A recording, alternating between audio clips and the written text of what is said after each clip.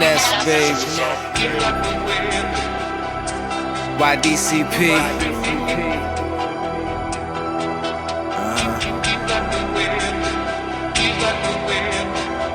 Oh yeah. Where the money? Cloud Kings. High now, don't ever wanna come down. Not from this drug that I found. Not until I overdose on you. Not until I overdose on you. High now, don't ever wanna come down. Not from this drug that I found. Not until I overdose on you. Not until I overdose on you. Mix that broken heart with this broken kush. I'm from Baghdad, I don't fuck with Bush.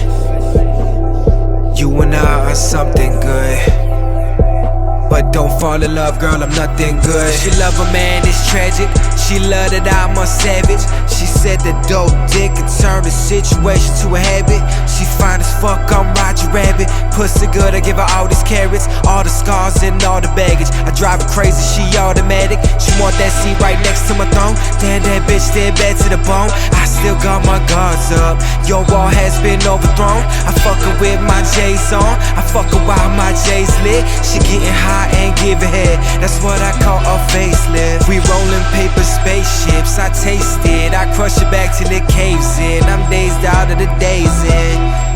It's amazing. She said, fuck me like you don't wanna leave. And if we take off all the clothes, we can't wear our hearts on the sleeves. High now, don't ever wanna come down. Not from this drug that I found. Not until I overdose on you. Not until I overdose on you.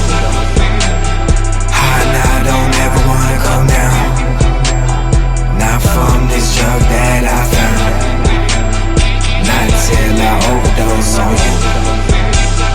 Not until I overdose on you. Treat it like my smoke, always hit that good. Treat her like my syrup, she leaning off that wood. I'm alone in here, biblical times, I'm a stoner here. It's cold in here, but if she got the coke, she a polar bear. I got the smoke, I'm a floating here. She said groupies making I wanna care. I told her love is not always fair. Relationships is just floating tears. Yeah, I got my boat in here. She got scars on her, she don't wanna bear. She got clothes on her and I wanna bear. Live in that pussy, I'm the owner here. Live in that pussy, I'm the owner here. I got emotions I don't wanna feel. Realizing everyone ain't loyal, that's gon' make it real. Yeah, you know it's real. Bow down, the God is real. They biting off me, I'm Holyfield. Fighting for me, I'm the Holy Grail. It's necessary. She fucking with who about to be this legendary. Gold chains, hit the face, we missionary. She said, fuck me like you don't wanna leave. And if we take off all the clothes, we can't wear our hearts on the sleeves. High now, don't ever wanna come down. Not from this drug that I found. Not until I overdose on you. Not until I overdose on you. High now, don't ever wanna come down. Not from this drug that I found. Not until I overdose on you. Not until I overdose on you.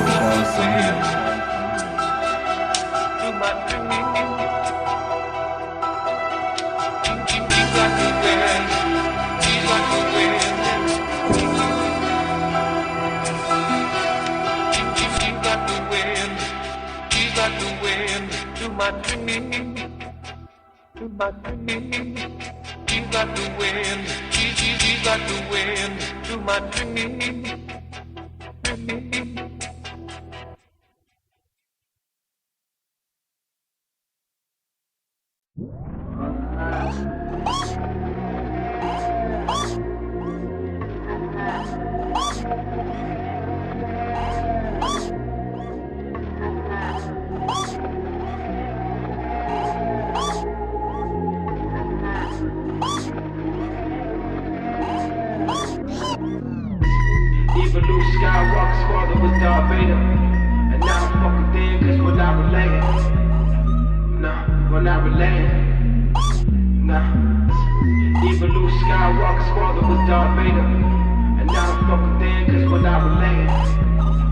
Nah, we're not related. Nah. They tryna slave us? Yeah.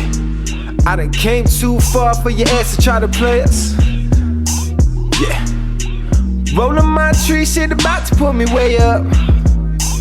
Yeah. Keep the handy flowing, put your middle finger way up. And it stay up. And it stay up. You hated on me, bitch, and now you wanna lay up. Hold on, wait up. What you saying, huh? Shit is crazy to me. I was broke, starving, who was paying for me? Got the devil in the eyes, who was praying for we? Foundation that I'm on, no one made it but me and my people. If I die now, my son is the sequel. If I ride now, I'm running from evil. Bitch, my son is the sequel. Mike told me they don't really care about us. Pop told me they don't give a fuck about us. Oh no. So all we got is us, all we got is us. I died for you, you know I died for us. I ride for us. I ride for us. All we got is trust. All we got is trust. I ride for us. I ride for us. All we got is trust. Get the money, I divide for us.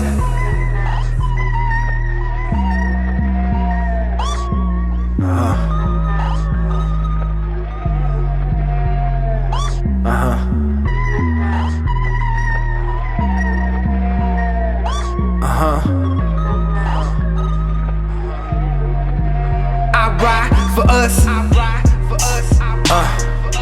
They carry the monster, then they wanna call it ISIS. And all I think about is how these Jordans is the nicest. And fuck all them all, cause my future looking bright. If I let you side in my head, this shit could be fright.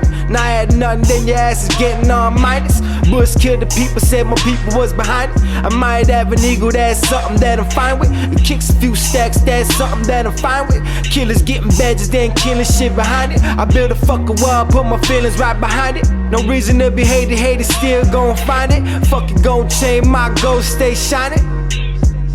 My goals stay shining. I know I'm the nicest, I keep getting reminded. I keep getting reminded. Say I'm conceited and here's the reason I am. My goals stay shining. I ain't lying. And you see that. You ain't riding. And I see that. Mike told me they don't really care about us. Pac told me they don't give a fuck about us. Oh no. So all we got is us, all we got is us. I died for you, you know I died for us. I ride for us. I ride for us. All we got is trust. All we got is trust. I ride for us. I ride for us. All we got is trust. Get the money, I divide for us.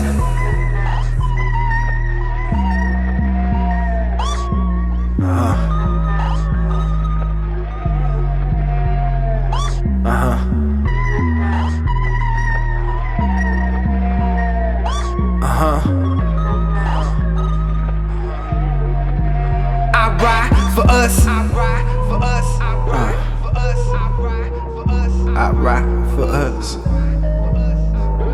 Yeah. I ride for us. I ride for us. Yeah. I ride for us. I hope they never break us. For my dudes, I will climb Himalayas with no escalators, but they're trying to separate us. Same folks that educate us, trying to slave us and domesticate us. Shoot us down when we demonstrate us. Stop scratching my head over flakers. Roll with some regulators that'll introduce you to the respirators. If you try to play us, hoping Jesus save us before the devil take us. I'm like, Kobe in his prime with the Lakers. You tell me you love me, I call you a hater, cause even Luke Skywalker's father was Darth Vader. And I don't fuck with them cause we're not relating. Nah, we're not relating.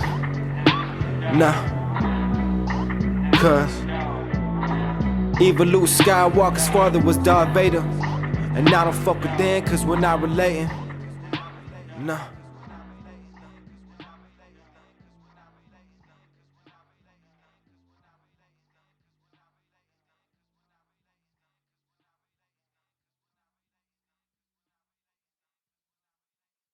You got the wind, you got the wind to my dream, to my dream. You got the wind, you got the wind to my dream. It's Ness, baby. YDCP.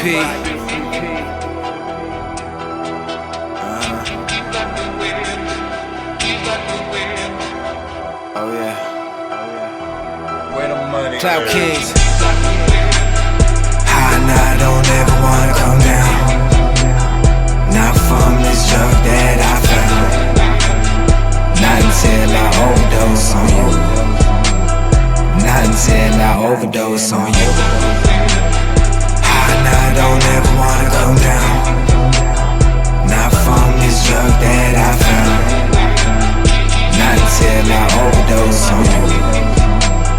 Not until I overdose on you. Mix that broken heart with this broken kush. I'm from Baghdad, I don't fuck with Bush. You and I are something good, but don't fall in love, girl, I'm nothing good. She love a man, it's tragic. She love that I'm a savage. She said the dope dick can turn the situation to a habit. She fine as fuck, I'm Roger Rabbit. Pussy good, I give her all these carrots, all the scars and all the baggage. I drive her crazy, she automatic. She want that seat right next to my throne. Damn, that bitch dead bad to the bone. I still got my guards up. Your wall has been overthrown. I fuck her with my J's on. I fuck her while my J's lit. She getting high and giving head. That's what I call a facelift. We rolling paper spaceships. I taste it. I crush it back till it caves in. I'm dazed out of the days in. It's amazing.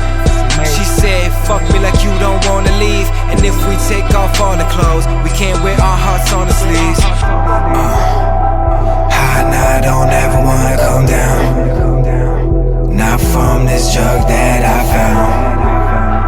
Not until I overdose on you. Not until I overdose on you. High and I don't ever wanna come down.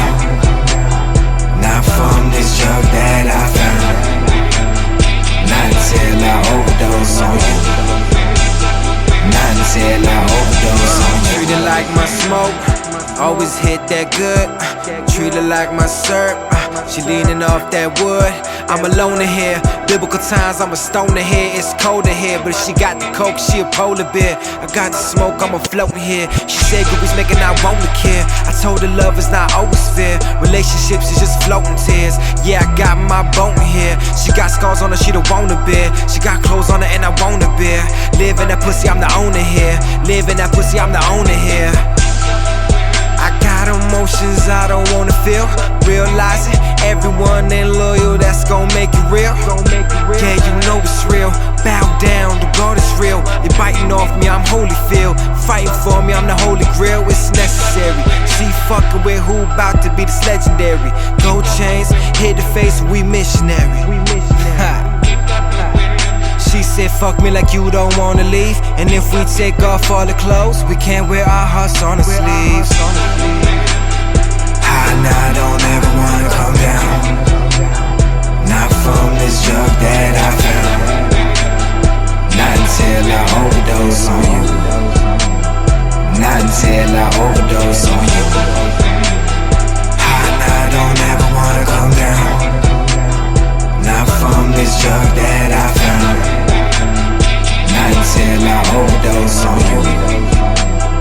Not until I overdose on you.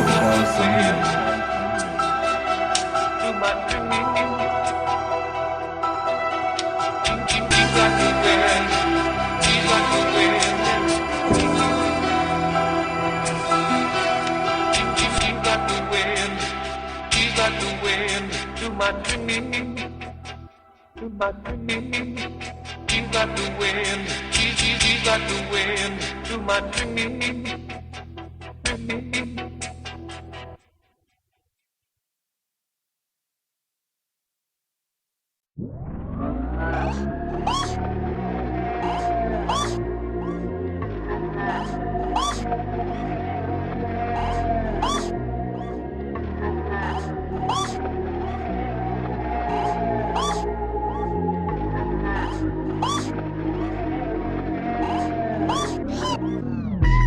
Even Luke Skywalker's father was Darth Vader. And now I'm fucking dead cause we're not related.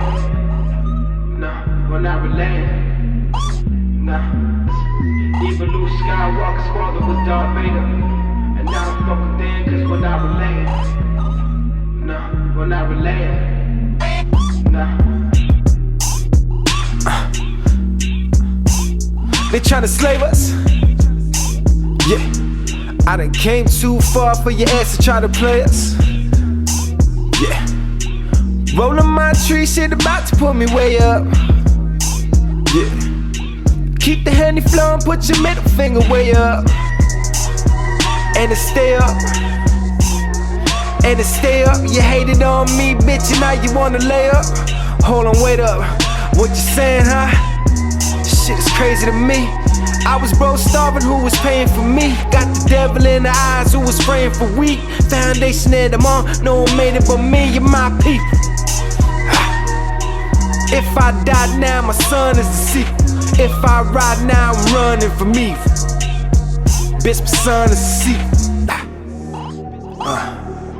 Mike told me they don't really care about us. Pop told me they don't give a fuck about us. Oh no. So all we got is us, all we got is us. I die for you, you know I die for us. I ride for us. I ride for us. All we got is trust. All we got is just. I ride for us. I ride for us. All we got is trust. Get the money, I divide for us.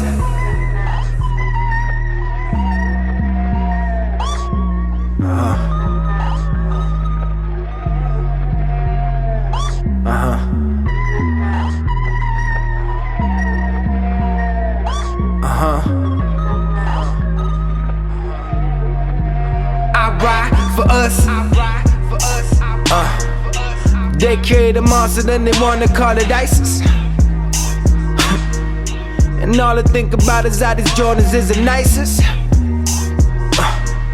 And fuck all them all, cause my future looking bright. If I let you side in my head, the shit could be fright. Now I had nothing, then your ass is getting all minus. Bush killed the people, said my people was behind it. I might have an eagle, that's something that I'm fine with. It kicks a few stacks, that's something that I'm fine with. Killers getting badges, then killing shit behind it. I build a fucking wall, put my fit. And we're live. What's up? So, people watching at home or at work, wherever you are, I'm doing everything right now. So I'm talking, I am switching the channels when I need to because I'm going to play some video and answering questions. It's going to be crazy.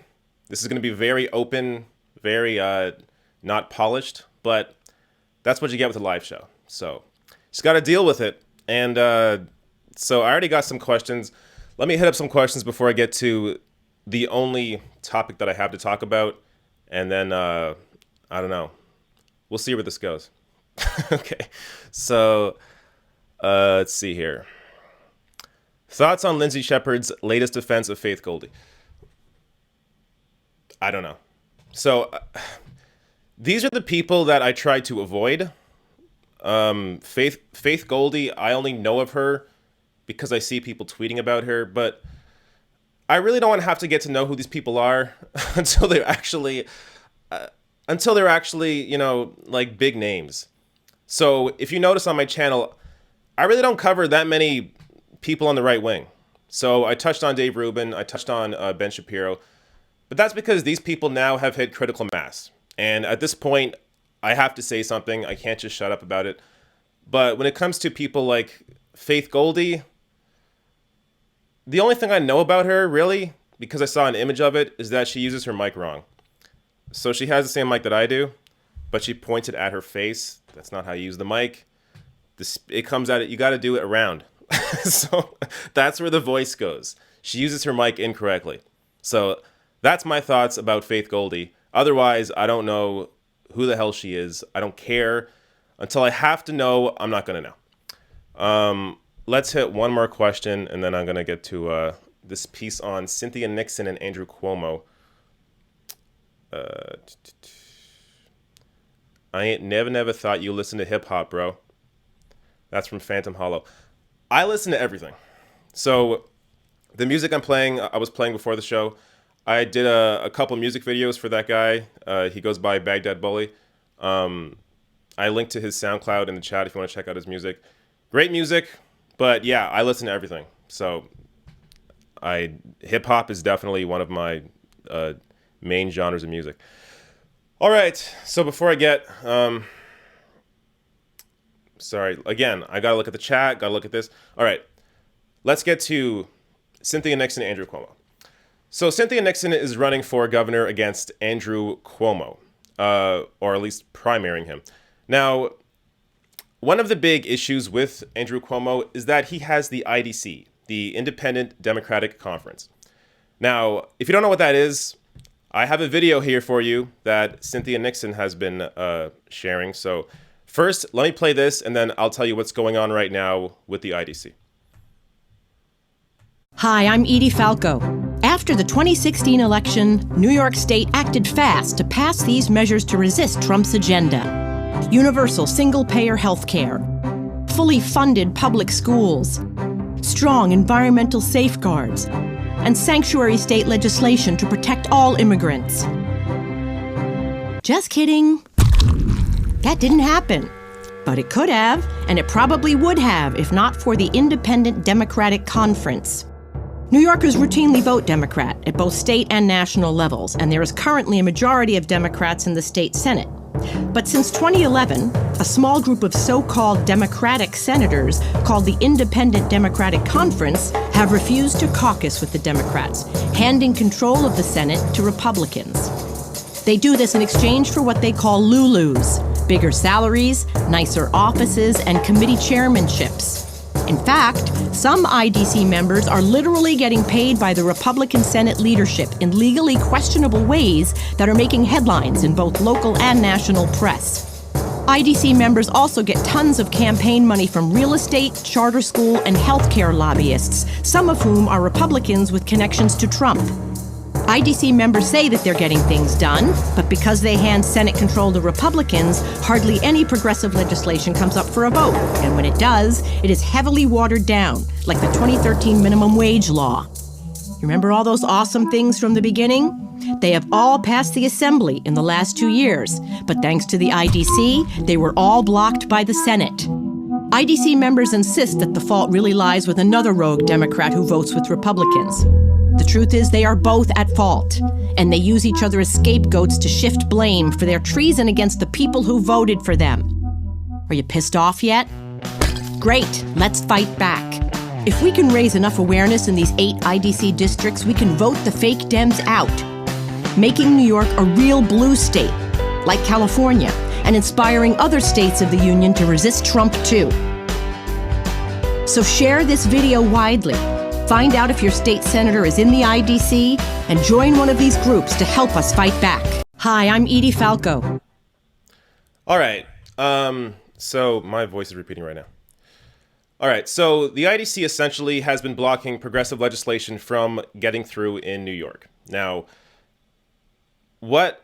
because Andrew Cuomo is getting attacked on this, he has now all of a sudden decided to dissolve it. I love it how these Democrats, they don't change unless they're pushed. Unless there's somebody primarying them, all of a sudden, oh, I've been progressive the whole time. What are you talking about? IDC, oh, we should get rid of that. Motherfucker, you started that shit. And now he's acting like he's just free of this? No, I don't think so. So let me play another clip here. So this is a reporter talking about Cynthia Nixon's response. And I think Cynthia Nixon has the best response to this.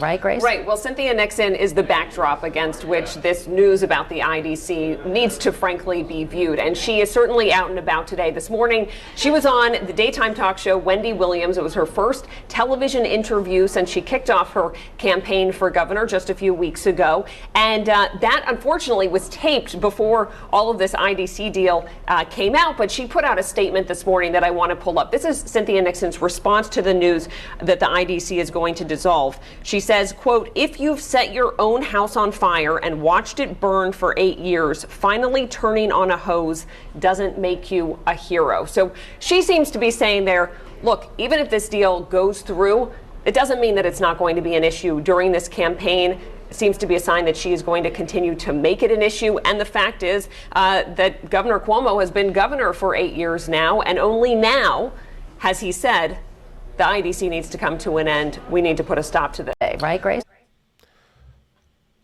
So I love Cynthia Nixon's response there, because the idea that all of a sudden you can now pretend that you didn't do all these things and start dissolving or reversing positions you once had because you're being challenged on them, and that people will just forget and act like, oh, it's okay.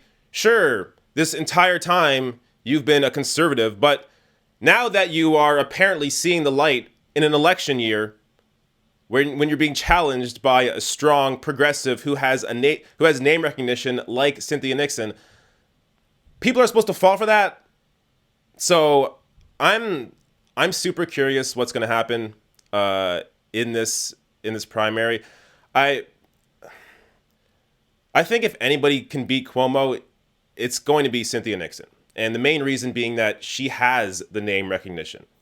So a big issue with a lot of these progressive challengers is that nobody knows who they are. You have to, get out and have a lot of volunteers, a lot of support, and unfortunately a lot of money to be able to get your name out there and push back against a name like Cuomo that has been ingrained in New York forever. But with Cynthia Nixon being a former actor and her being clearly a progressive and strong on these issues, we're going to see. So that combined with her name recognition, I think she has an opportunity to potentially take Cuomo's spot as governor. Now, let's get back to some questions. So that was my segment. I don't have anything else planned right now. So we're just going to have some fun. Though it is awkward, I got to say, being the only person in the room. I'm talking to you, but you're not here. I'll pretend like you are, and we are having just a great conversation here, but it's just me. First up, I have a question from Patreon from a patron. And if you become a patron, if you want to become a patron, go to therationalnational.com/join or patreon.com/therationalnational. It all goes to the same place. Sign up, and I post an extra video usually every week, and it's just me talking about whatever. Sometimes it's issues that I don't get to talk about on my channel that week. But this week I talk about a big phobia that I have that's kind of almost destroyed my life for quite a while. So if you want to know what that is, you got to become a patron and go to therationalnational.com/join. All right. So I have this question here from Patreon. Let me get the person's name up because I didn't write that down. Sorry. It's dead air right now.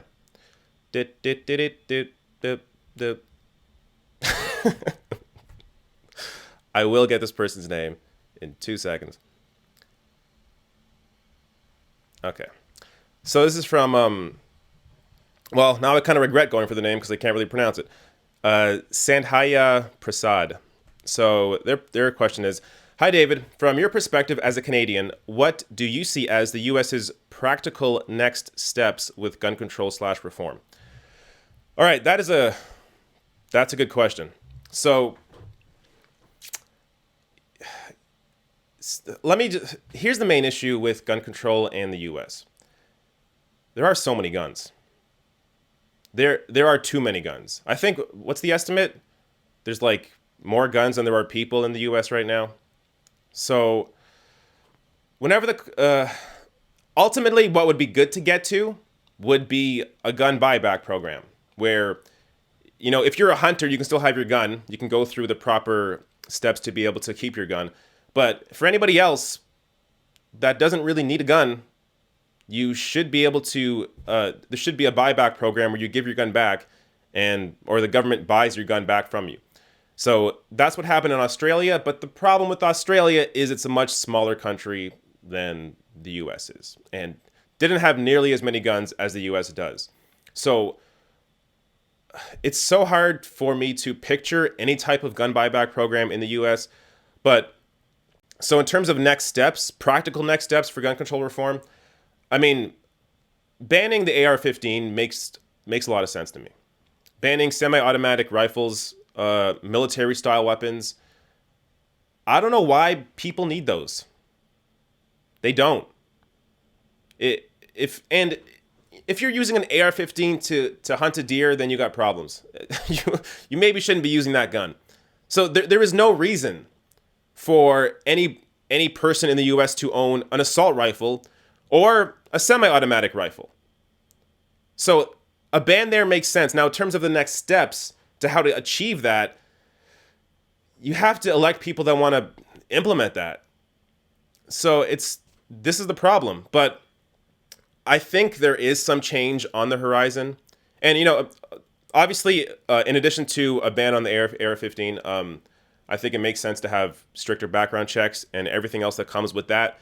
But in terms of, the highest level of gun control that's possible right now in the U.S., I think a ban on semi-automatic rifles is what's most possible right now. Maybe once we get there, then you can achieve more. But right now, I don't know what else you can achieve. But in terms of the next steps, I think having these kids, these Parkland kids out there pushing this, there is actually change happening. Change will be happening. Now, how soon? I don't know. But these midterms, if these kids get out there and they register to vote and they actually vote, there's going to be some changes. And I hope, I've mentioned this before, but I hope this movement extends beyond just gun control. And they get into issues realizing that, oh, wait, all these other industries are also pushing big money onto politicians and essentially buying policy from the politicians that they help elect. So once we get to some proper gun reform, I hope the movement goes into those other areas. Now, I was going to do a segment on David Hogg. So David Hogg was on Lawrence O'Donnell, and he's a great guy, amazing activist, but he did seem a little unaware of corporate America. He said something to the effect that of corporate America's on our side. Not really. So he was saying that in reference to advertisers pulling out of Laura Ingram's show, which I get it. Corporate America, sure, you can say they're on your side there, but here's the real reason they pulled out of Laura Ingram's show. They don't want their brand associated with Laura Ingraham. They did it because it would hurt them as a company. They didn't do it because they thought, oh, it's terrible that she attacked David Hogg's GPA. No, they did it because they were getting bombarded with Twitter and emails about pulling out of Laura Ingram's show. And they felt if they didn't do it, then they may face some sort of repercussions. So they pulled out of her show. So everything these companies do, they look at their bottom line. They think about risk reward. So if we stay with Laura Ingraham, how will that help us? Will we still be able to, will it get us the eyeballs we need for our product? Or will it be more beneficial for our bottom line to pull out of her show? And in most cases, especially when it comes to just complete assholes like Laura Ingraham, pulling out of her show is more beneficial than staying in it. And that's what they decided to do. But that's why this movement needs to move past just gun control. Now, more questions. Where am I here? while I am the only person doing everything, switching and setting up clips and all that, I enjoy it. So just a little backstory to me. I went to school for video production, and it's because I enjoy this part. I enjoy using this live stream software. I enjoy interacting with people on YouTube. I enjoy setting up the camera, the lights, all this stuff. So this is fun for me. All of this is fun for me. And this is the kind of thing you couldn't do years ago. If you wanted to be on television, you couldn't just be, or if you wanted to do everything like I'm doing, there was no real way to do that. You had to pick a position. Either you're going to be an on-screen host, or you're going to be a cameraman, or you're going to be a lighting guy. No, I like all of it. So I'm doing all of it. And I don't know. That's my... I just love technology, I guess is what I'm saying. All right, more questions. I'm probably behind here on the chat, so let me try and go through these. I look forward... This is from Earth's Lawyer. I look forward to being able to congratulate you on 100,000 subs. Superb channel. Oh, thank you. Jay Camacho called me David Pretty Boy Dole. Sure, why not? Earth's Lawyer again. I like the roses shirt, especially as it upset a homophobe. I'm sure it does. Your hair is amazing. What products do you use? I just use what is it called? It's like a moisturizer. It's not even like a wax or a gel. It's like hair moisturizer, and I just throw it in there, and that's it. Okay, I'm gonna look for more questions. Hey, someone sent me a super chat, a couple super chats. All right, let me try to get these super chats so I don't miss them. From C Venom, David, would you be willing to have a monthly Patreon live chat with patrons like Mike from Humanist Report does? Yeah, I totally would. The problem is I don't think the audience is there for me to actually have enough people watching. So right now there is 85 people watching live, which is very interesting to me because back when YouTube wasn't as dickish as they are now, when I would go live, like the 2 times that I did it, I got very quickly, I reached over 100, 200 views or 200 concurrent viewers. So I'm not sure what YouTube's doing with their algorithm now where I guess it's not pushing notifications to people who are subscribed. But if you're subscribed to my channel, well, first of all, make sure you are subscribed and also hit the bell notification. So Mike from Humanist Report, he did a video detailing how YouTube has changed how the system works. So if you're just subscribed and you don't have the bell notification clicked, you may not even see the video show up in your My Subscriptions tab. It's like you have to do a 2-step process to actually say, yes, I want to see these videos. So I don't know why they do that. It could be a combination of, larger corporations pushing their networks. So another part of this is when I started my channel a couple years ago, I don't know. I forget when I started now. But when I started doing videos on a more regular basis, I would notice that my videos would often get more views than videos on MSNBC's YouTube channel. And now it's not even close.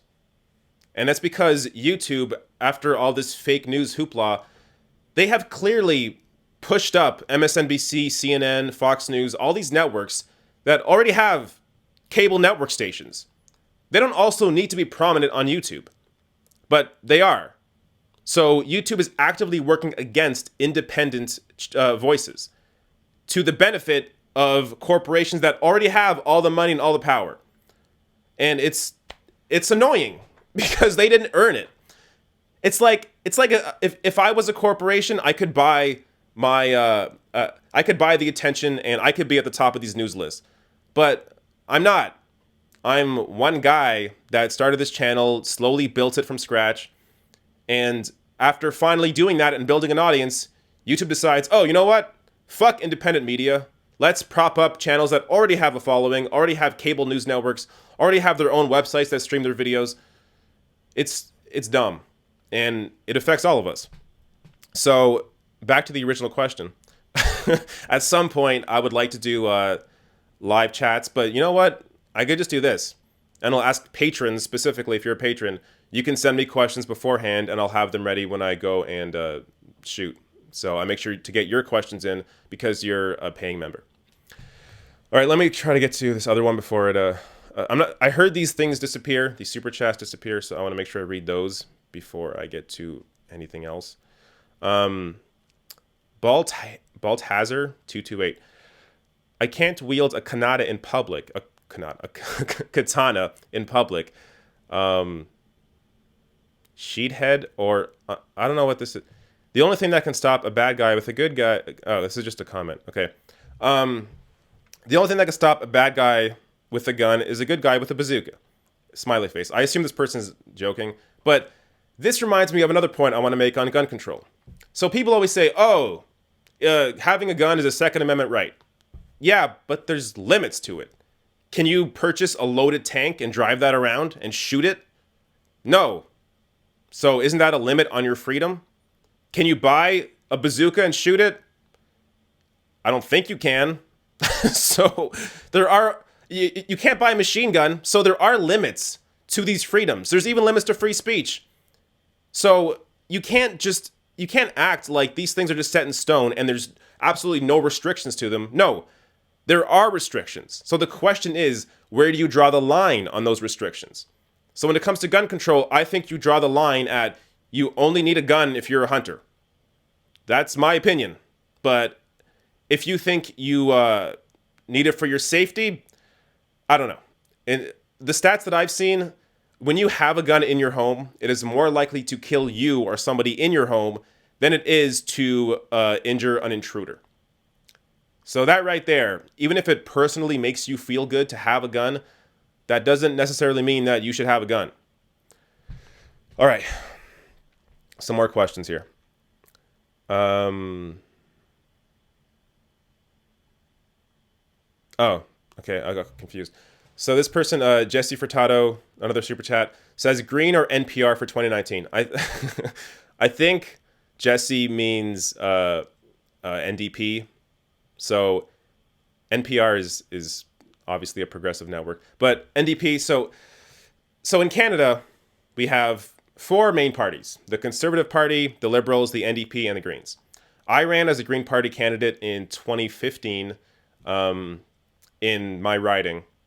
And while I agree, I ran as a Green Party candidate because, well, for multiple reasons. One, the NDP slot was already taken. But also because as a Green Party candidate, you can kind of really, I don't want to misinterpret what I'm going to say here. You have more freedom in terms of what you can say. So a lot of these candidates, like if you're a Conservative Party candidate or in the Liberal Party, you can't really question anything. You have to just go by the book. So go by the policies that are in your platform. You can't really move away from that.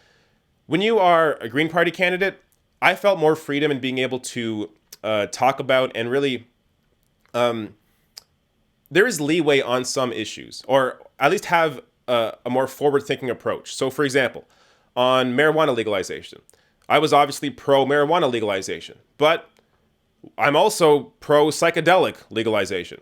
Now, that wasn't in our platform, but that's something that I'm happy to discuss.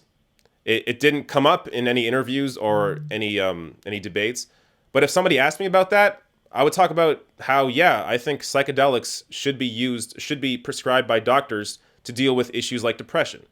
We have the science on that. So to put people on pills where they're stuck on those pills for the rest of their life, it doesn't get to the root cause of the issue of the problem. With psychedelics, you can actually fix somebody. You can heal them from in out. So if you give somebody 3 grams of mushrooms, that can actually completely fix their depression.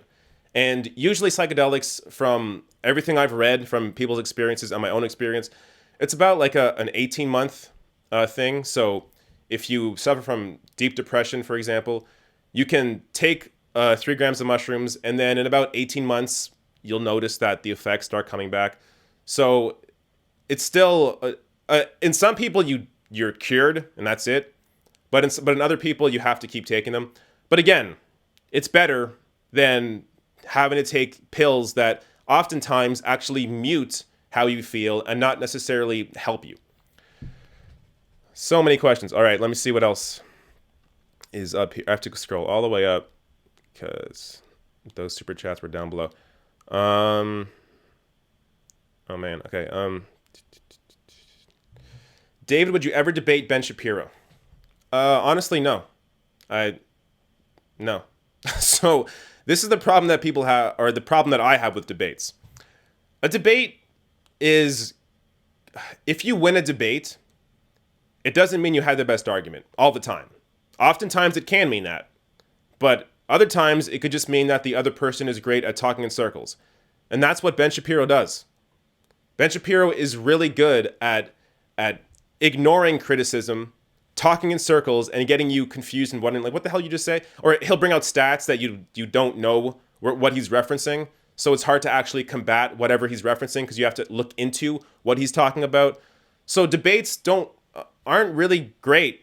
Debates are good if you want to talk about, I don't know. It depends.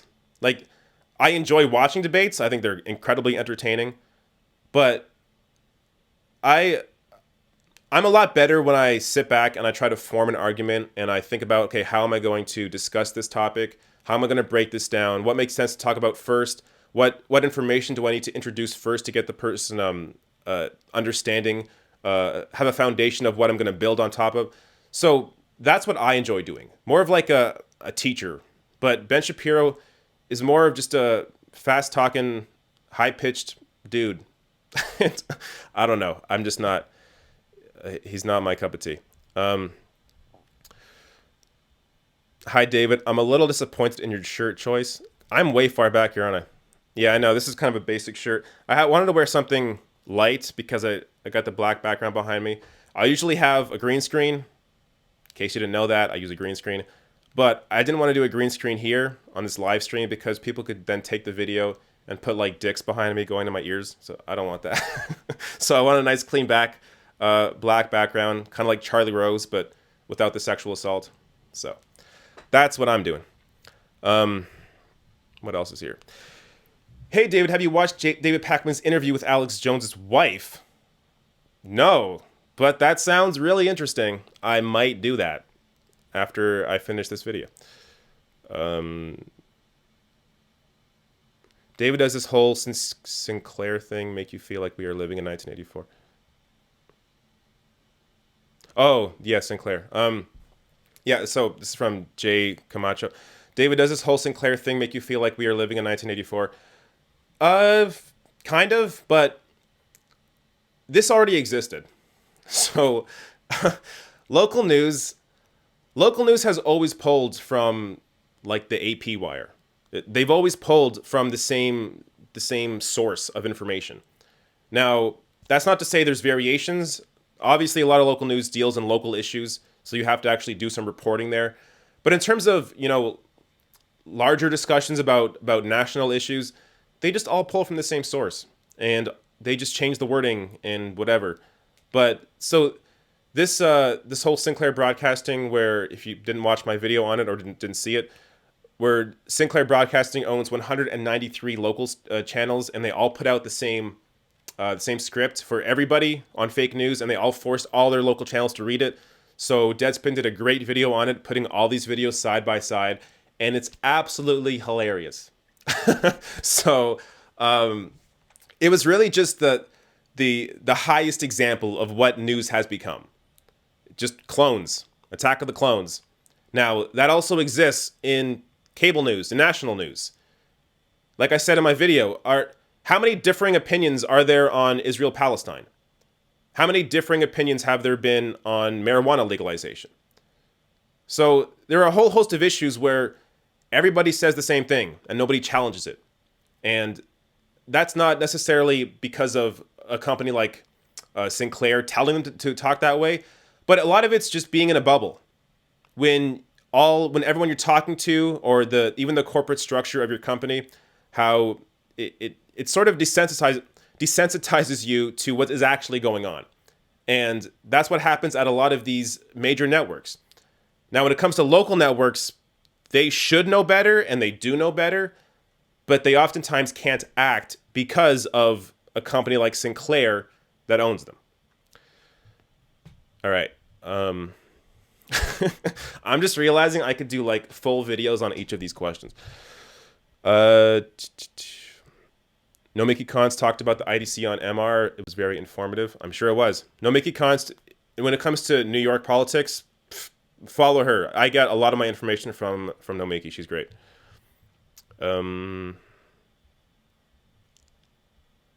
Please do more live streams. I love this. Oh, great. I will do more.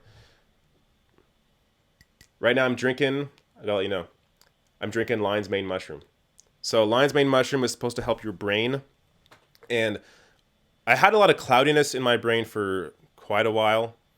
And for a couple months, I've been using this lion's mane mushroom, and I feel like I can think better. So if you need to drink something and you're not into coffee, you're not into tea, this is kind of a tea, but lion's mane mushroom helps with your brain.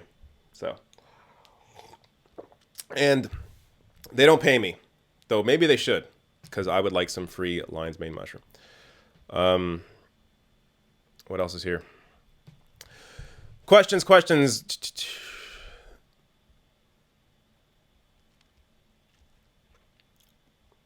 Sorry, again, if you're coming in here late, I'm the only guy here, so I got to read through the questions myself and pick out what people are saying. Okay, let me scroll down a bit more, because this is like, people are just talking back and forth. Do you support basic income? I do. So, from what we've seen, when basic income has been implemented in different trials, it's worked. Now, would that work on a national scale? I mean, that's the question. We don't know. But my gut is saying that that's the only place we have to go. So in terms of, lower level jobs like cashier, these jobs are being replaced by robots. So these people have to go somewhere. At some point, not everybody can be a doctor or a YouTube guy.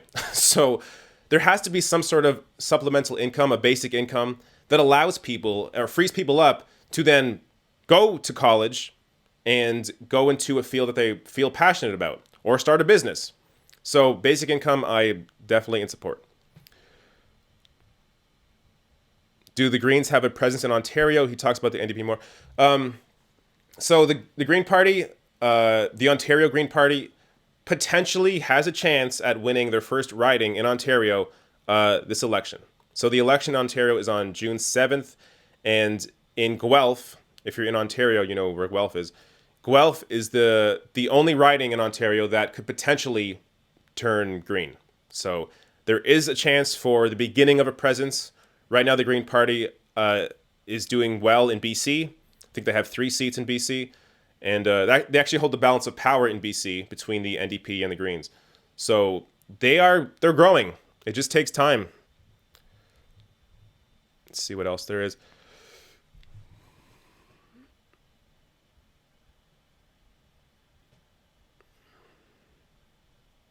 We need universal background checks. Yes, absolutely.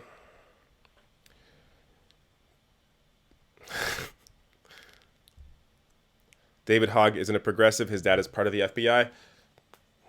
Sure, that doesn't mean you can't be a progressive.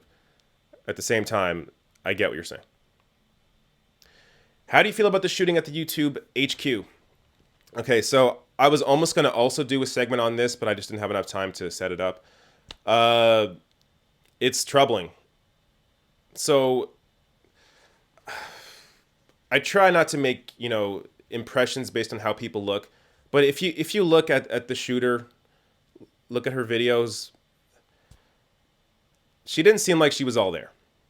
And this is the argument that I really make with most people that commit crime, people that commit crime that don't grow up in an environment that would necessarily think that that would put them in a situation to commit crime, is that if you're going to go out and perform a massacre, whether you think you are part of an ideology or not, you need help. So I know a lot of people don't like the idea of trying to empathize with people who are mass killers. And I'm not necessarily saying you should empathize with them. I'm just saying understand that there is something else going on there. And that is why they shouldn't have access to a gun. They shouldn't be able to acquire a gun. So the discussion of mental health comes in, and yeah, of course, we always need to do more about mental health. But when it comes to guns, you know what's a lot quicker than fixing somebody's brain? Taking away their gun. So sure, address mental health like you have to do, but how about first take the guns away? That's a lot quicker to preventing a shooting than it is trying to heal a society of people that have a number of disorders. Now, I don't want to speculate too much, but just the shooting and any shooting in general is disappointing. I don't care what her reasoning was. There's obviously no reason to commit anything like that.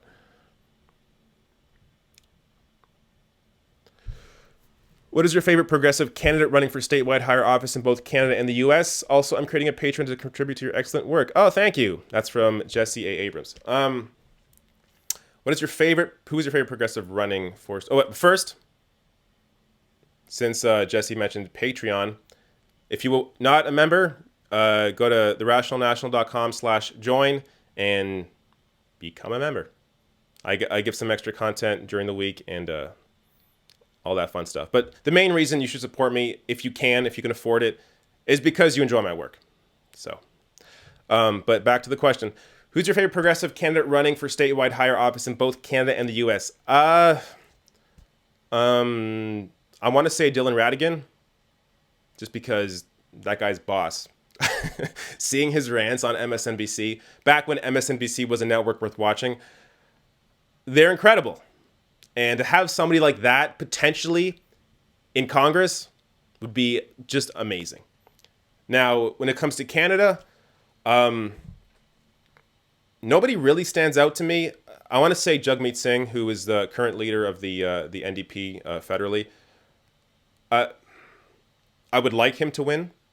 At the same time, I have some criticisms about how he's been as a leader so far.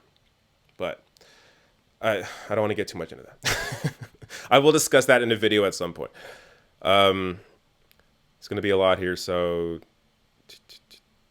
What do you think of... this is from Jesse Furtado. What do you think... Furtado, Portuguese? What do you think of Canada's Liberal government, and does the NDP stand a good chance of defeating them? Okay. Justin Trudeau is a phony. He's a phony progressive. Now, it's so hard when you come from a government that was worse. So, Stephen Harper and the Conservative Party was clearly worse than the current Liberals in Canada. That said, Justin Trudeau is not a progressive. He talks a good game, but he's not a progressive. I've done multiple videos on issues, whether it's climate change or on marijuana legalization, but essentially he talks a good game on gender equality. But that's like where the progressiveness ends. So he's a neoliberal through and through. Now, in terms of the NDP's chances, this is what I think will probably happen the way things are right now. I think the Liberals will win a minority in the next election. And I don't know from there. The NDP, they don't have the teeth right now. So honestly, in some ways, I don't really know why. I think part of it is because there's no campaign right now. So there is no message getting out there for the NDP. But for some reason, the Conservative Party is the opposition party. And I mean that both literally, they are the opposition party, but also just in terms of the discussion. So the way things work, when there's an opposition party, the discussion tends to be just between those two parties. Like the focus in the media is between right now the Liberals and the Conservatives. Even though Andrew Scheer, the leader of the Conservative Party, is absolutely terrible. In some ways, he's worse than Harper because he's just such a phony. At least Harper, I believed him. in his beliefs, in his policy, like what he believed. I believe that he believed that he believed that his policies were good. With Andrew Scheer, it just feels like he's playing a game, and he's taking shots where he think he can gain some ground, but not necessarily have any real any real beliefs underlying that. So I don't know. Okay, one second. It's getting hot in here, so I'm going to open the door because I'm sweating.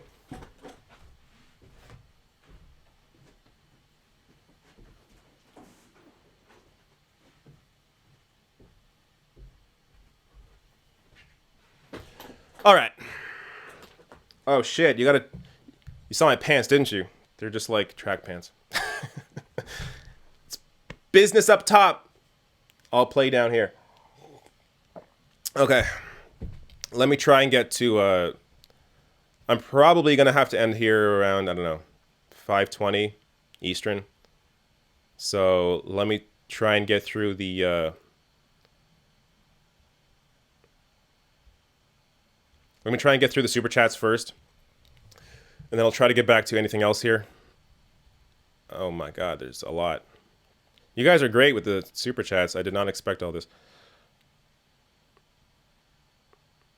Holy shit. Okay.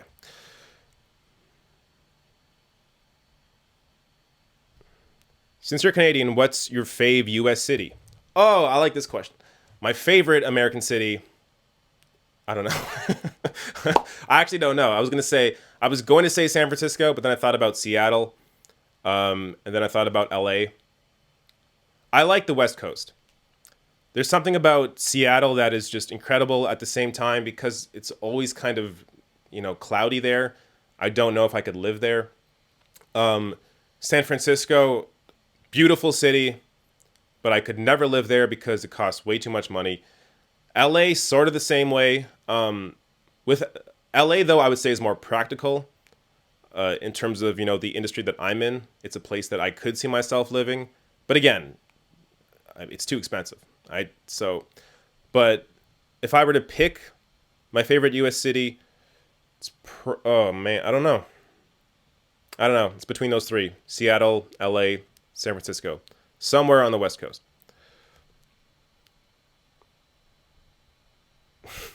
I just saw someone put out DMT is a portal to the fourth dimension. Mm-hmm. Sure is. Oh, yeah. And sorry, that question about favorite U.S. city was from Brian Gonzalez. I don't know if you care if your name's read out, but there you go. Next super chat. Scrolling. I saw it somewhere. Here we go. This is from Baytaser228. Baltaser? I think I already read a question from this person. But do you think Canadian public health care and medical marijuana legalization will provide a platform for proper studies to force American lawmakers to act? Good question. I think it will. I think this government, with Jeff Sessions, it's not going to happen right now. But once Canada legalizes it, and it's becoming legal sometime this summer, once that happens here, it's going to be a massive shift, I think, in how the world approaches marijuana. So Canada really is the first major country that is legalizing recreational marijuana.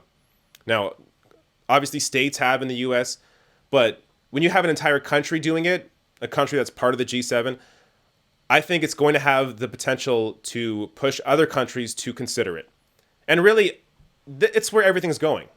You can't ignore the science for 60 years. At some point, you have to realize that, oh, yeah, you know what? They're right. This marijuana is only illegal because we have lied about it for this entire time. Propaganda around marijuana is the only reason it has stayed illegal this long. If you just look at the data, if you smoke it, you know it's not bad for you. So let me give you a short story. The first time that I smoked marijuana. So I was in my early 20s, and I wasn't really engaged in politics. I didn't really understand. This is going to sound really dumb of me, but I didn't really understand that the government was stupid. So it wasn't until I tried smoking marijuana, where I was like, oh, this is like not even close to the effects that alcohol gives me. But alcohol is legal. Marijuana it's just making me kind of happy, and I just want to, sit here and play some video games and eat some food. This is illegal. This makes no sense. And that was like the switch in my brain where it was like, oh my God, the government doesn't have my best interests in mind. I know it's crazy that it took me that long, but I just didn't follow politics for a while. I didn't really have to. So marijuana, really, I can thank for getting me into this whole mess. It opened my mind. So to answer the question, yes, I think Canada will have an effect on the U.S. and the world on marijuana legalization. Let me see what else there is. Cameron Spector, what do you think about the tariffs just implemented by China and the U.S.? Keep up the great work. Love the show. I kind of want to see how this all plays out. So from what I'm hearing about these tariffs, they are proposed tariffs. So they aren't necessarily implemented yet. I think they were saying that if they were to be implemented, it would be sometime in mid-May. So this could be really just a way to negotiate. So I'm gonna sit back. I'm not gonna judge anything yet. I'm gonna see how this all goes, and then I'll talk more about it. But if I don't know. It could work as a negotiating tactic. We'll have to see. From Grover Capriles. I'm really bad at names, by the way, and I'm also bad at remembering names. So, for example, if I meet somebody, I'll shake their hand. Oh, hey, I'm David. Oh, hey, I'm like Matt. I will forget that person's name 5 seconds later. And actually, that kind of ties into my large phobia that you could find out more about if you become a patron. I talked about it in a recent video, but that is the reason why I kind of forget people's names. And I just forgot what I was talking about. Oh yeah, so from Grover Capriles. Why she doesn't love me? What? Joking, love your show. Keep it up, man. Oh, thank you. Thank you very much. The next one here. Did I miss one? I did miss one. There we go. Ever been to Cambridge, Ontario? It sucks, LOL. I have not been to Cambridge. A lot of cities suck, though, so don't feel too bad. At least you're not... There are some cities that have nicknames that aren't so great, like Oshawa, Ontario is also known as the Dirty Schwa. So if you live in the Dirty Schwa, it's probably worse than living in Cambridge, but even Oshawa I don't think is that bad when I've been there. But, I don't make up these names. Let's get to this next one. C. Venom, $20. Jesus, you people. Thank you. Crazy. I mean, you're not crazy. You're a smart person. I would like more of these $20, please. Okay, question. Mike doesn't get any views on the Patreon live chat either. The thing is, he keeps them unlisted and treats them as patron-only perks. I've been on there, and they are very fun. You should definitely try it out. You know what? This is what I might do. Since I can guarantee nobody would be watching them live on my Patreon. I mean, I'm sure two or three people would be, but it's unlikely that they would get a lot of views because I only have over 300 people that are patrons right now. So the thought that all of them could watch my live patron chat is just unlikely. But this did give me an idea that, you know what? If I'm going to do a patron live chat, I got to make it fun.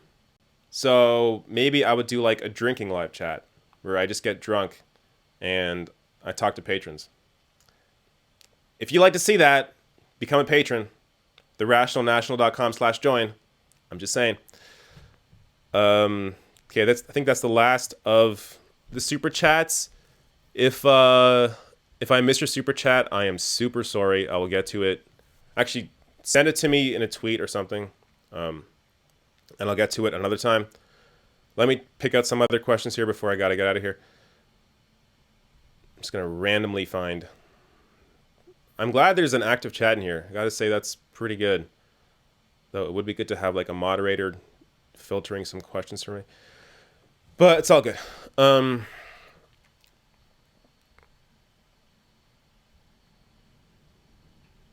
Sorry, there's going to be some gaps of silence while I look for a question. Liberals and conservatives are tied in the polls at the moment. That's not a question.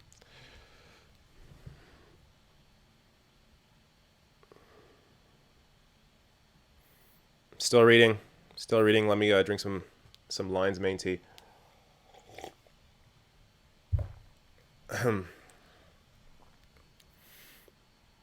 Oh, you know what? I got to go back to the the U.S. question. I love New York City. I love it.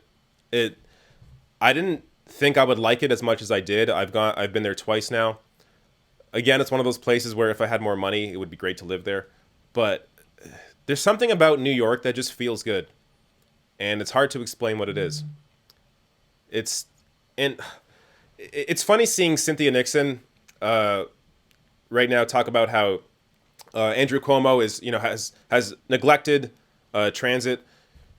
Well, when I was in New York, I thought the subway was amazing. So the subway in Toronto is terrible. It doesn't go anywhere. There's only 2 lines, and I don't know if you've been to Toronto. It's a big city. There's a lot of places the subway could go. And look, we have streetcars and buses, so they go places. But the subway just feels more convenient. There's no traffic to deal with. And when I went to New York, I was amazed. You could get anywhere on the subway.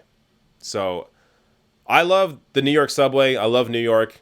A fantastic city. I love, when I first went there, we stayed in Bed-Stuy in Brooklyn. My God. Beautiful. Beautiful place.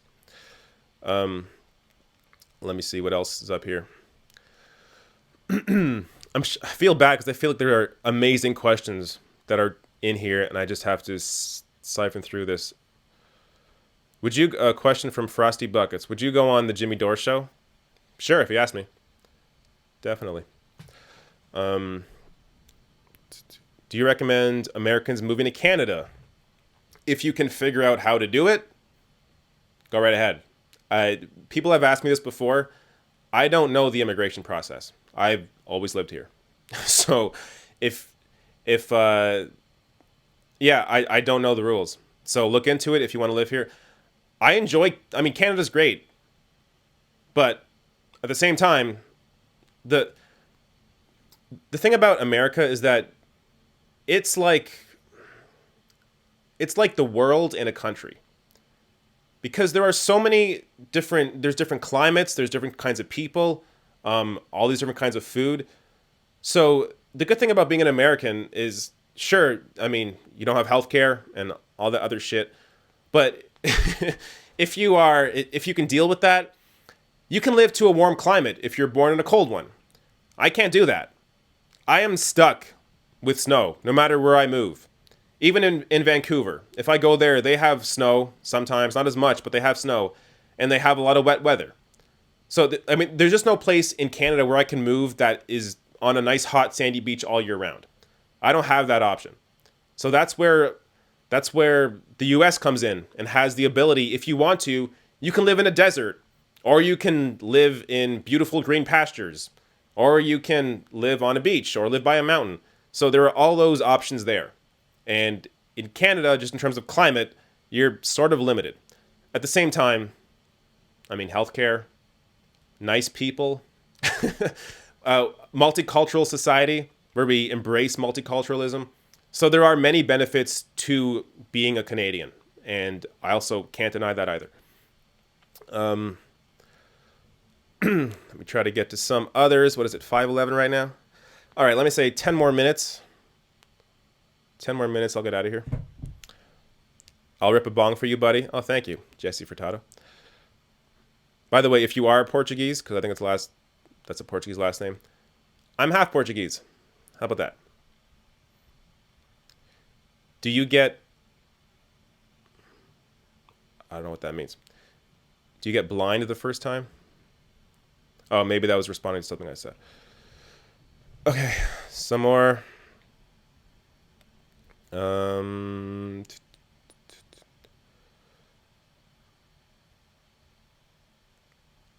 LOL, weed is not bad for you? I love weed, but no, it isn't good for me.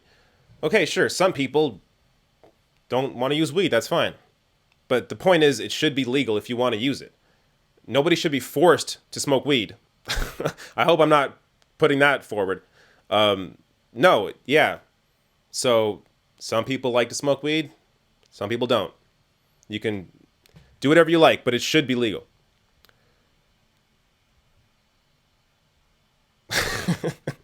Somebody said, weed is harmful, you should get arrested. Okay, it's your opinion. Do you speak French? I do not speak French. Let me go on a short rant about French, the French education in Canada. So, in Canada, we're forced to take French, at least when I went to school, between the grades of, I think, grade 3 or grade 4 to grade 9. And in that time of learning French, I didn't retain any of it. Most people I know didn't retain any of it. Now, I guess what came out of that is I can put on a good French accent, a good Canadian French accent when I'm reading French words. But I can't speak it. I can't really understand it. I'm sure if I look up words, I'll like refresh my memory on some things, but I don't know. I often felt like it was a waste of time trying to learn French because I never retained it. At the same time, it is good to introduce kids to French because it is part of our culture, part of our system. And some of those kids do go on to actually learn how to speak French, and many of them become politicians. So I'm not speaking out against learning French. I don't know. Maybe it's my brain. Maybe I just wish my brain could have retained French because it did not. All right. What else is there here? Thoughts on Radiohead? They're good. I like Radiohead. That's all I have to say about that.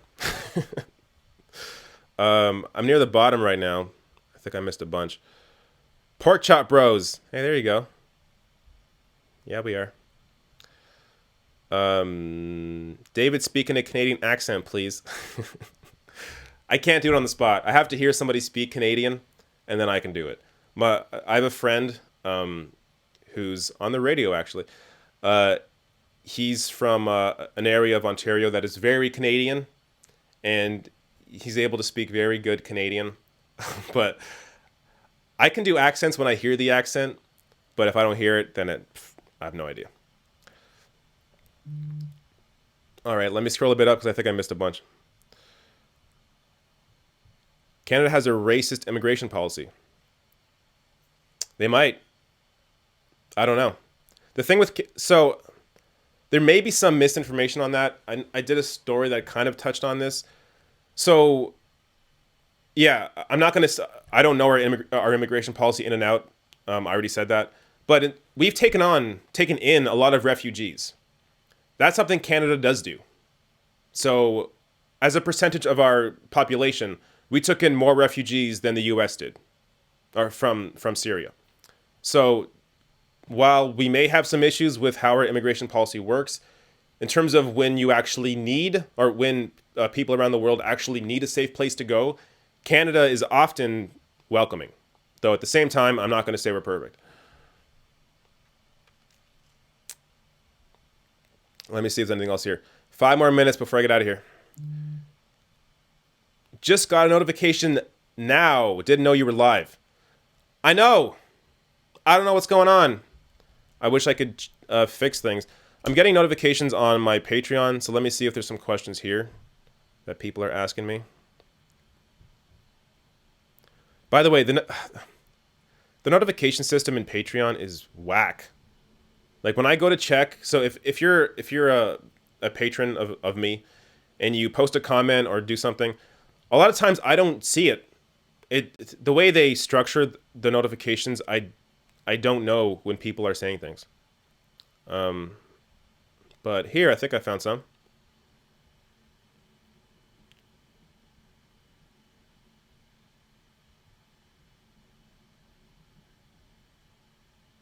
No, that's not one.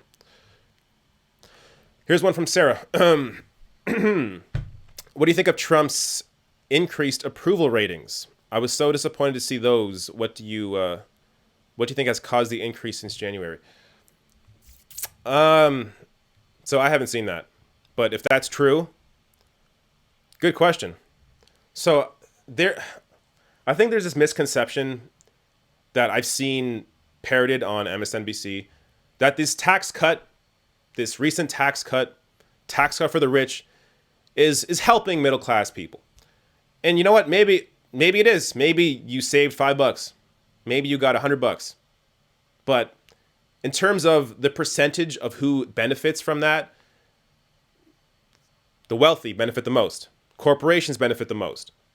So it's possible that people have this idea now that Trump is great because he's doing these things. But it's, again, that's speculation. If his approval ratings are actually up, I don't really know what it's about. So I don't know. But I mean, part of it too could just be this focus on people like Stormy Daniels and the extramarital affairs that people are just annoyed about because it doesn't actually affect their lives. So they want to hear about actual policy, what's going on in the country. And if Trump is coming off like he's trying to do things like a tax cut or tariffs that he claims are going to help people, then people will think that they're being helped, even if they're not. I think there was one more patron question.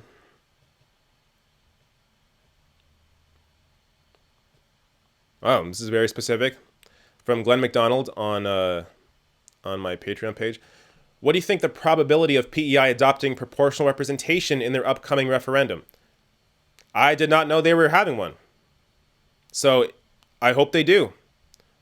We need our voting system to be upgraded, changed in a way where it actually represents us. So proportional representation is one of the big issues that the Green Party pushed in 2015.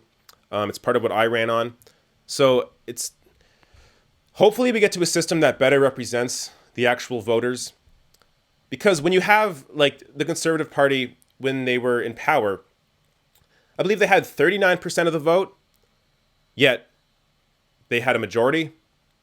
So that shouldn't happen. That doesn't make any sense. But with first past the post, it unfortunately leads to a lot of situations like that. I think that was the last question on Patreon, unless another one came up. All right, 5:19. All right, let's say two more minutes. Let's see if there's any other super chats. I think there's one here. Let me see if there's any more. I don't want to miss your super chats.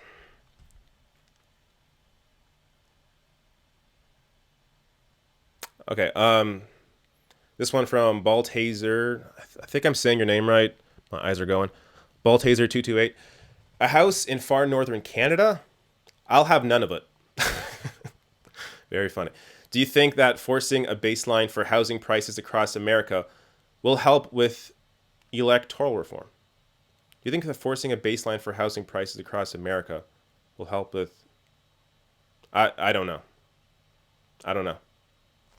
No idea. Sorry. Wish I had a better answer for you. All right. We're in the last minute here. Let me see what else there is. Voting should include lots of public debates. David, you are the hottest progressive. Thank you. Would you ever move to America and run for president? I will never run for president. Would you ever move to America? If the opportunity came, I would definitely think about it. But I would need like a Bernie Sanders president. I'm not going to move to America under Donald Trump. It's just not going to happen. So if things actually change and there's this massive shift in the other direction, then we'll see. See what happens.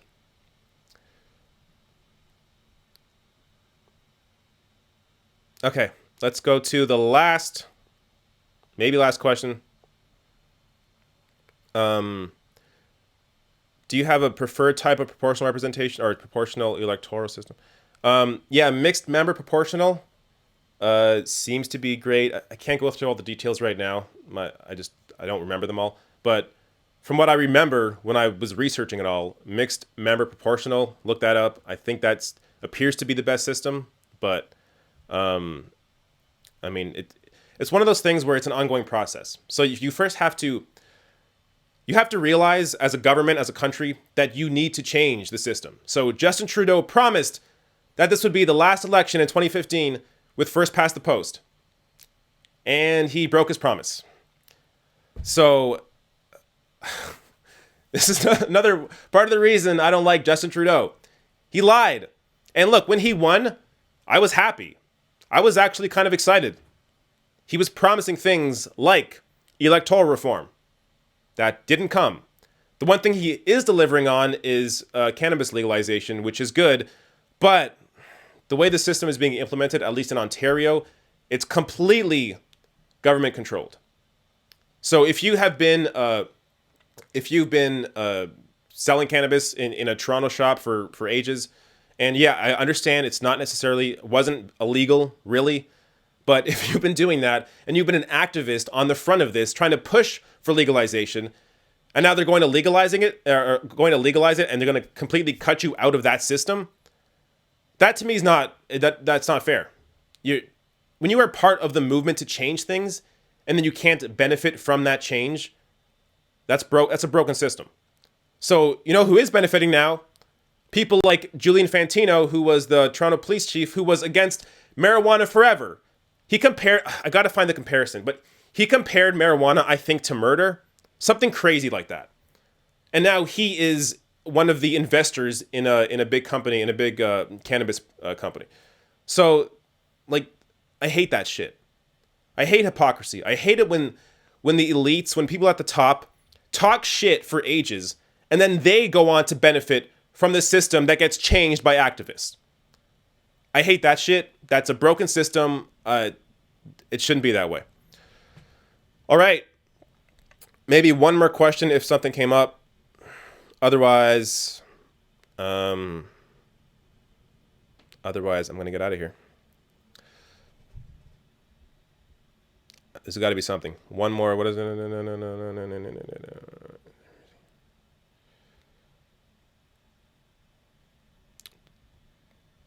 Oh shit, this is a Canadian stream? Well, goodbye. Well, fuck you. I don't care. Whatever. Yeah, sometimes I talk Canada, sometimes I talk America. It's all a mix. I want one more question. One that I like. It could be personal, it could be politics, it could be anything. Doesn't really matter. Go to the bottom here. I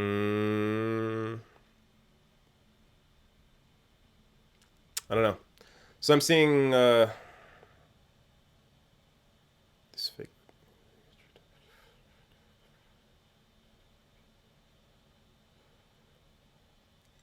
All right. Nothing else coming in really.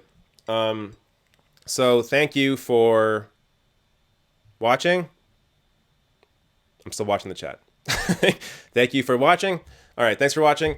I will do more of these live chats. I don't know when. This was I decided today that I'm going to do a live show and slammed it all together. If you missed this whole thing, you will be able to watch it. At the beginning, I did a segment on Cynthia Nixon against Andrew Cuomo and how Cuomo is now dissolving the IDC. All of a sudden, seeing the light and changing things. So I did a little segment on that before I got to the Q&A. So you can go back at the beginning and watch that. Otherwise, thank you for watching. And here's a question. Hey, any thoughts on the evangelicals?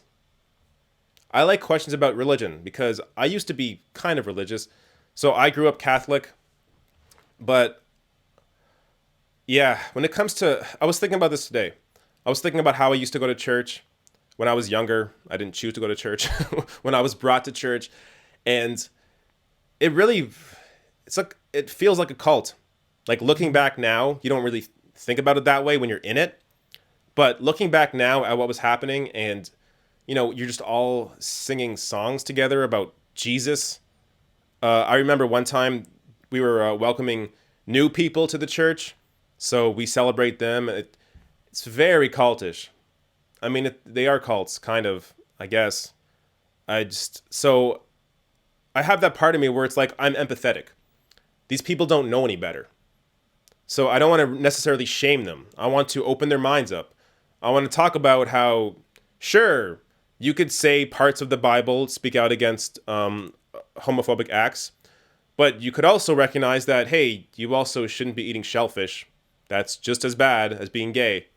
So when you point out these hypocrisies, these things in the Bible that contradict your long-held beliefs, I think that opens a lot of people up. Now, other people are just never going to change their minds, and you can't help that. But you can try and change it with new information.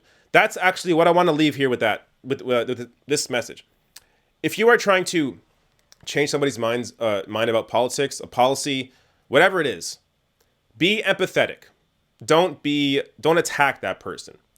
Don't treat them like they're stupid. Talk to them like, oh, but have you thought about it this way? How about this information? What do you think about this? So ask a lot of questions, and you'll find that it's a much more successful way to actually changing people's minds rather than just speaking at them, because you're not going to get far when you just shame people and make them feel like they're stupid. All right, that's it. Thanks for watching. I will do more of these. This was fun. I liked it, even though I'm sweating like a madman. But thanks for watching. The whole thing will be up. Maybe I'll also clip out the Cynthia Nixon segment if it was good. Otherwise, thanks for watching. Once I figure out how to say bye. There we go. Later.